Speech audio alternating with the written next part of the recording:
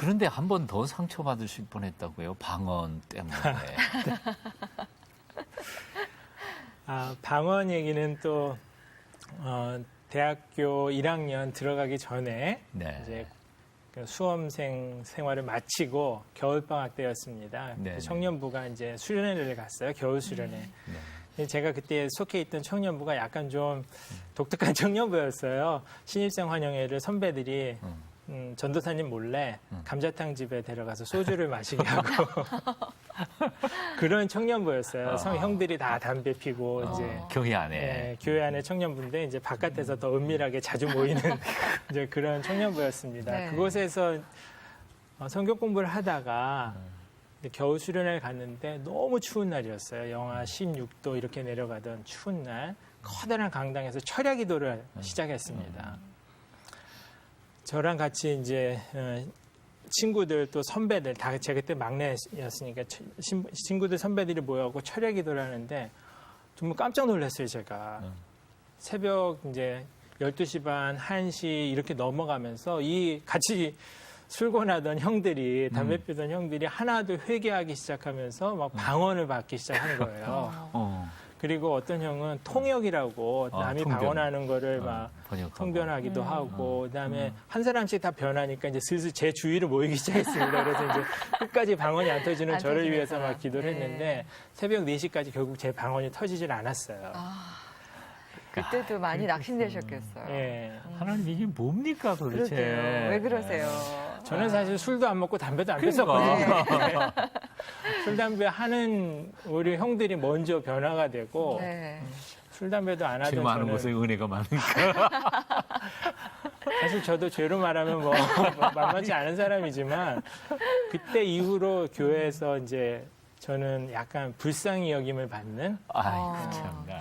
이 형들이랑 누나들이 종호는 참 불쌍하다. 구원도 못 받고 거의 이 분위기였어요. 그냥 방언만 못 받은 게 예전에 아니라 예전에 어떤 시기에는 방언을 못 받으면 구원 못 받는 네, 거다. 거의 그런 식의 이제 불쌍히 여기는 눈빛을 갖고 제가 몇 달을 살았던 적이 있습니다. 몇 달을 사셨다면 해결이 되신 건가요? 방언을 받고 해결된 건 아니에요. 네. 이것도 사실 어떻게 보면 제 다리랑 비슷한 사례네요. 네. 생각을 해보니까. 어떻게 해방되셨어요? 제가 대학 1학년 때 이제 큐티라는 걸 배웠습니다. 캠퍼스에서 경건의 생활하는 것. 그 당시만 해도 큐티 교재 이런 게 없어가지고 그냥 말씀을 매일매일 일정 분량을 스스로 읽고 노트에다가 묵상 구절을 묵상한 것들을 적고 이러면서 이제 매일매일 큐티하는 연습을 했는데 8월이 됐어요. 또 이제 여름이 또 왔는데 수련회. 수련회에서 또 방언을 못 받은 거죠. 저는 두 번째 이제 다른 사람들 또 방언 다 받았고 이미.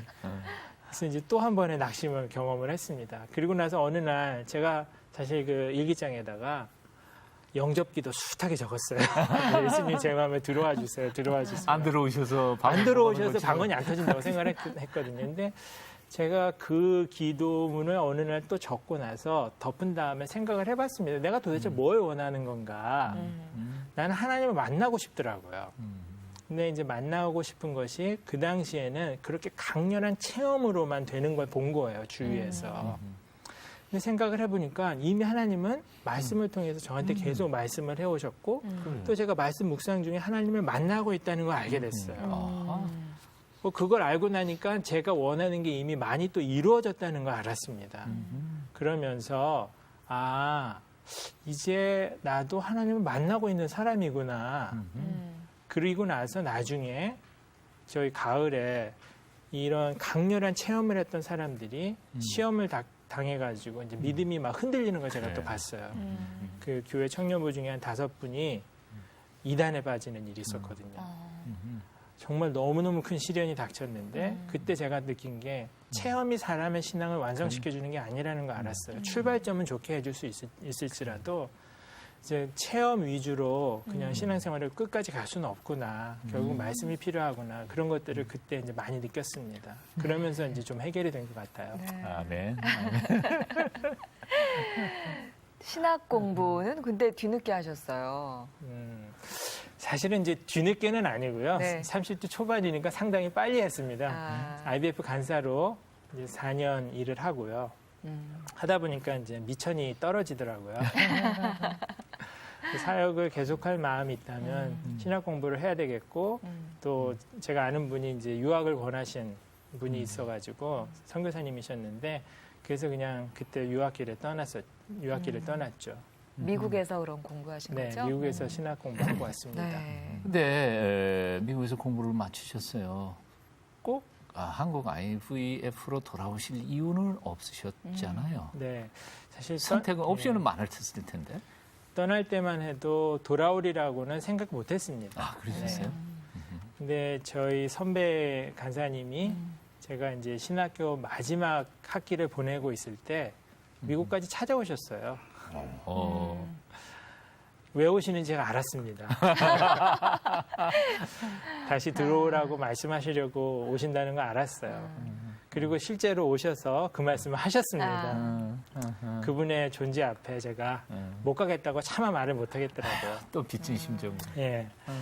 그래서 이제 마음으로는 갈등이 좀 남아 있었지만 그 당시만 해도 이제 목회를 해야 되겠다는 마음이 훨씬 더 많이 커 있었던 상황이었거든요. 그걸 다시 이제 학생 사역으로 돌려야 될 때 마음속에 갈등이 있었습니다.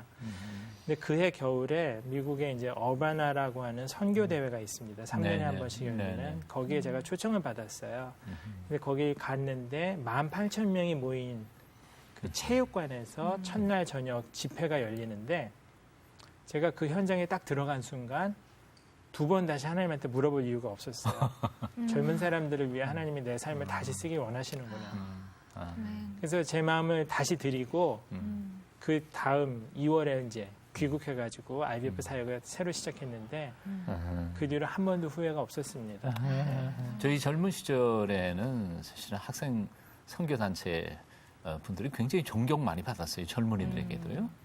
그리고 또 제가 있었던 때에도 보면 그렇더라고요. 대학생 4명 만나면 그중에 1명은 반드시 영접하고 구원받고. 근데 요즘에는 분위기가 영 아니잖아요. 근데 IVF의 대표로 이거 참 쉽지는 않으실 것 같아요. 어려운 때 어떤 맡으셨어요. 결단과 용기, 어떤 비전을 가지시고 그 어려운 직을 맡게 되셨는지요. 각오도 대단하셨을 것 같아요.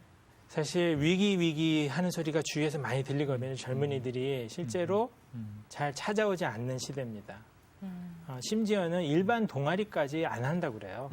취업에 도움이 안 되니까 일반 동아리까지 학생들이 찾지 않는데 하물며 이제 기독 동아리, 이 선교단체는 더 안 오는 거죠. 이런 어려운 시대에 더군다나 이제 기독교에 대한 이미지는 갈수록 이제 안 좋아지고 있는 그래서 그런 현실에서 사역을 한다는 게 되게 부담이 컸는데 저는 이 모든 위기, 교회와 청년 사역이 당한 위기를 거슬러 올라가 보면 결국 기독교인들이 말하는 것과 사는 게 일치가 안 되는 삶과 신앙의 이 불일치 문제가 제일 심각한 이유라고 생각합니다. 저는 이제 말씀으로 정말 자기 삶을 살아내는 그런 부지런한 노력들 그리고 교회에서 또 주일에만 신앙인이 아니라 학교에서 직장에서 가정에서 일터에서 자기가 신앙을 가지고 신앙의 원리대로 살려는 노력들 그런 것들이 계속 나올 때 그런 사례들이 계속 들려질 때 저는 그 일을 어떻게든지 극복해야 되겠다는 IVF를 통해서 제가 할 수 있는 역량에서 한국 교회가 삶과 신앙을 다시 한번 일치시켜가면서 삶이 회복되는 것을 해야 되겠다는 그런 소망을 가지고 어렵지만 이 책임을 감당해야 되겠다는 마음을 갖게 됐습니다. 이렇게 한마디만 또 좀 여쭤보면 좋겠습니다. 이런 때일수록 사실은 영성이 메말르고 현대인들은 굉장히 고독하고 힘들잖아요. 아프고 병들었고. 맞습니다. 기독교적인 복음이 현대인들에게 줄 수 있는 것은 무진장 많은데 꼭 집어서 기독교 혹은 교회의 존재 가치라 그럴까? 이 복음이 현대인들에게 다가갈 수 있는 가장 중요한 핵심 가치라 그럴까? 뭐라고 생각하세요? 네. 기독교인이 되기를 주저하는 젊은 사람들 보면은 예수를 믿게 되면 너무 포기해야 될 게 많다고 생각하거든요. 그래서 자기 삶이 굉장히 메말라지고 재미없어지고 그 다음에 진짜 이렇게 자기 모든 즐거움을 다 버려야 될 것처럼. 그 이제 일반적으로도 그런 오해가 있고 네, 네, 그리스도인들 사이에서도 네. 거룩한 삶은 뭘 안 하는 삶이라고 예. 많이 생각하거든요.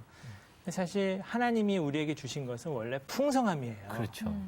저는 이제 점점점 나이가 들수록 안 하는 것을 통해 거룩을 이루는 게 아니라 바르게 함으로써 거룩을 네. 이루고 그거를 하나님이 주신 것을 만끽하는 법, 자연을 만끽하고 관계를 만끽하고 아주 작고 사소한 것들을 정말 그 안에서 담겨진 놀라운 신비들을 발견하면서 즐거워하는 것, 작은 그 맛에서 느끼는 기쁨, 아이를 키우는 기쁨, 뭐 자연의 기쁨 이런 모든 것들이 우리 주위에 이제 숨어 있는 하나님의 선물들인데 신앙을 갖는다는 것은 삶을 풍성하게 누리는 길이지 찌들리게 찌들려서 막 고생하면서 바보같이 고난의 사는 길이 아니다는 그런 게 얘기시군요. 아니라는 거죠. 그래서 기독교회가 공동체가 보여줘야 되는 것이 이런 바르게 살고 풍성하게 살고 사소한 것들 참 기쁘게 사는 모습. 그리스도인들은 정말 행복한 모습들. 이 세상에서 찌들려 사는 게 아니라 모든 것을 바르게 누리는 모습을 보여줄 때 아, 저게 정말 복음이구나. 그것을 사람들도 볼 것이라고 생각합니다.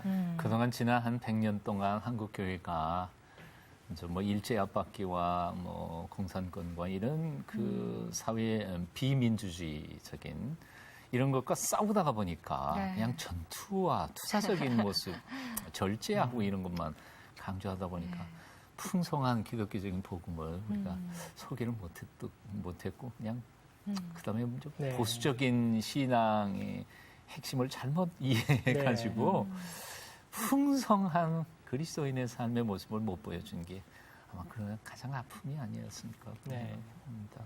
네. 소통, 사랑, 화해, 맞습니다. 공동체, 네, 그렇죠. 균형. 얼마나 아름다운 것들이 많은데. 네.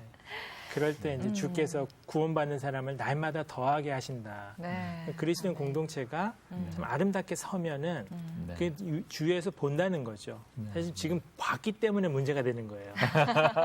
근데 우리가 좋은 걸 보여주자는 거죠. 네, 맞습니다. 풍성함과 기쁨을.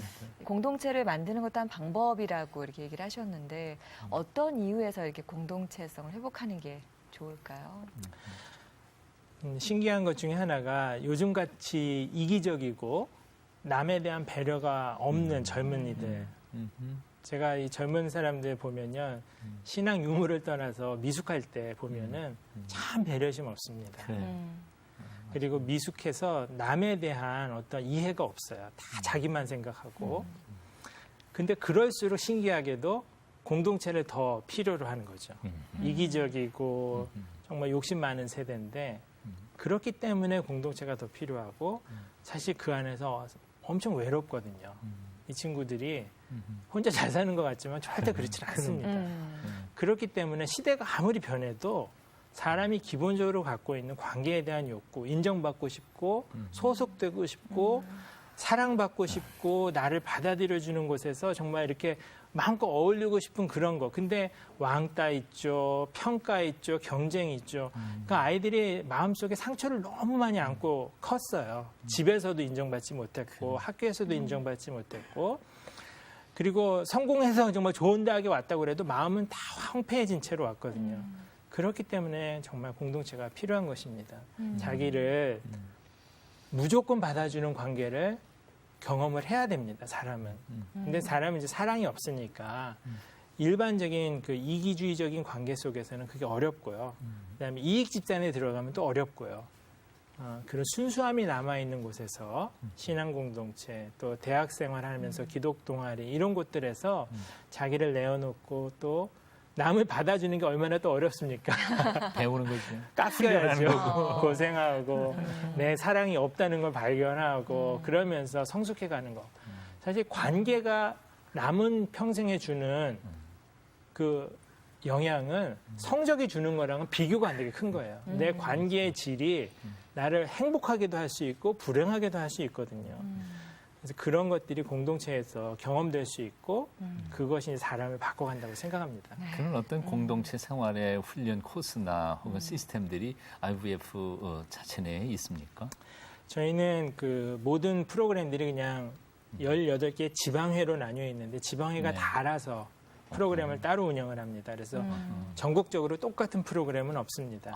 근데 이제 대부분 비슷합니다. 성경 공부 중심으로 하고 있고, 그다음에 이제 수련회 같은 데 가서 하고, 그다음에 리더들은 또 따로 모이고, 기도회 있고, 그리고 전도 여행 가기도 하고, 선교 여행 가기도 하고, 그런 식으로 이제 하는데요. 혹시 이렇게 몇몇 아이들이 대학가 옆에서 같이 공동생활을 하거나 뭐 이런 것도 예, 있나요? 최근 이제 많이 늘어났습니다. 그러니까 몇 가지 이유로 이제 그 전략을 많이 하기로 했습니다. 왜냐하면 워낙 한 명인 자녀, 외자녀들이 많이 있고요. 그럼요. 외동들이 늘고 혹은 이제 뭐 두 자녀인 경우도 있지만 관계 훈련들이 안 된 사람들이 많기 때문에 함께 더불어 살다 보면은 그게 자연스럽게 되거든요. 그래서 간사님들 중에 미혼들은 학생들을 데리고 살기도 하고요. 그러면서 거기서 사실 많이 힘들죠. 재밌기도 애 하지만 키워야 되니까. 예, 재밌기도 하지만 힘들죠. 뭐 프라이버시도 없고 한 수시로 그냥 드나들고 피곤한데 근데 그래야 사람들이 어떤 자기 틀을 벗어날 수 있기 때문에 그런 사역들을 하고 있습니다. 힘들지만 또 변화되는 걸 보시니까 또 힘을 또 그렇죠. 내시겠죠. 대안학교도 운영하신다고 들었거든요. 예, 뭐 정식으로 이제 대안학교라고 하기는 뭐한데요. 올해 처음으로 저희가 이름은 거창하게 대한대학 산돌이라고 해서 이제 대학생들 혹은 올해 졸업한 젊은 졸업생들 21명을 101일간 합숙하면서 이제 훈련을 했습니다. 근데 거기는 이제 기숙형 학교죠. 대학생들이 젊은이들이 모였기 때문에 제가 그곳에 가면은 정말 이렇게 에너지를 충전을 받습니다. 너무 창의적이고 재밌는 친구들이고 자기가 거기에 가려고 작년부터 돈을 모아서 등록금을 저희가 250만 원씩 받았거든요.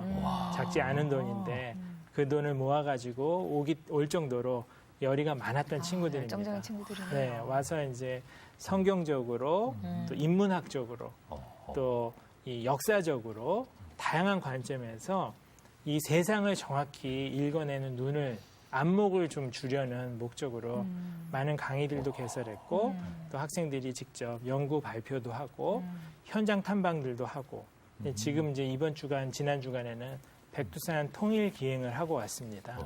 그래서 그러면서 이 시대의 어떤 기독인으로서 우리가 져야 될 과제가 무엇인지 그런 것들을 발견하고 자기 인생 계획을 세울 수 있는 그런 학교를 이제 3달을 운영을 해봤는데 반응이 무척 좋았습니다. 내년에도 하고 후년에도 할 계획입니다. 그러면 입양이라도 하자. 제가 이제 그 얘기를 꺼내기 시작했습니다. 근데 제가 그 얘기를 꺼내니까 낳자는 얘기에는 그렇게 반대하던 아내가 한마디도 반대를 못 하더라고요. 그러면서 이제 아내 얼굴에 수심이 가득해졌습니다. 그 입양 사실을 들은 그 친구가 여러 아이들한테 이제 얘기를 하고 다녔어요. 근데 그 얘기를 하고 다닌 것뿐만 아니라 얘는 입양됐으니까 같이 놀지 마. 이 얘기까지 이제 함께 전한 거죠.